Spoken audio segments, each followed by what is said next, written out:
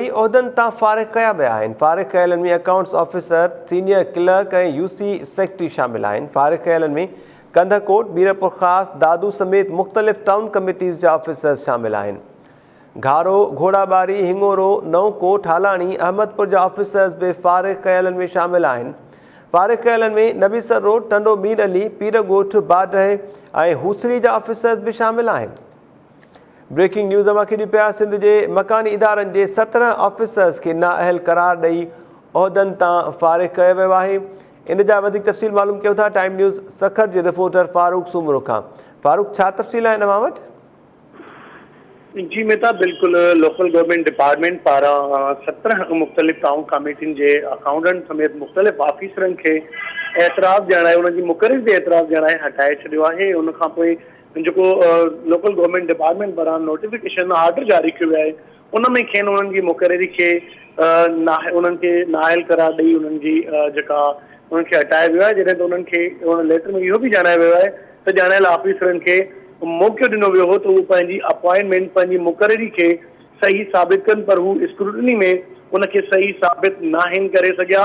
ॼाणायल जारी कयल लेटर में ॼाणायो वियो आहे त मुख़्तलिफ़ जेके मुख़्तलिफ़ ज़िलनि जे टाउन ऑफिसरनि, जंहिंमें टाउन अकाउंट्स ऑफिसर बि शामिल, उन्हनि खे हटाए वियो आहे। उन्हनि जे जेका मुक़ररी आहे उन ते सवाल उथारिया विया आहिनि। ॼाणायल लेटर मूजिबि टाउन कमेटी आहे घोड़ाबारी जो अकाउंटेंट मुश्ताक अहमद, जॾहिं त ज़िले ठटे जी यूनियन कमेटी आहे घारो जो अकाउंटेंट आहे हफीज़ुल्लाह, मीरपुर ख़ास ज़िले जी टाउन कमेटी आहे हिंगोरो जो accountant Suhail Asghar, town committee Naukot जो अकाउंटेंट आहे अमजद हुसैन, टाउन कमेटी हालानी जो अकाउंटेंट आहे Tauqeer Raza, town committee Ahmedpur Thari Mirwah union committee जी मांडण समेत मुख़्तलिफ़ जेके यूनियन कमेटियूं आहिनि उन्हनि जा अकाउंट्स सेक्रेटरी समेत ॿिया ऑफिसर इहे हटाया विया आहिनि। इन हवाले सां ज़रियनि जी दावा आहे त अॻु में बि इन्हनि ऑफिसरनि जी मुक़ररी खे एतराज़ वाणे उन्हनि खे हटायो वियो, पर उन बावजूदि उन्हनि पारां असर रसूख़ इस्तेमालु करे ॿीहर पंहिंजी पोस्टिंग कराइण में उहे कामयाब थी विया, पर हिकु भेरो ॿीहर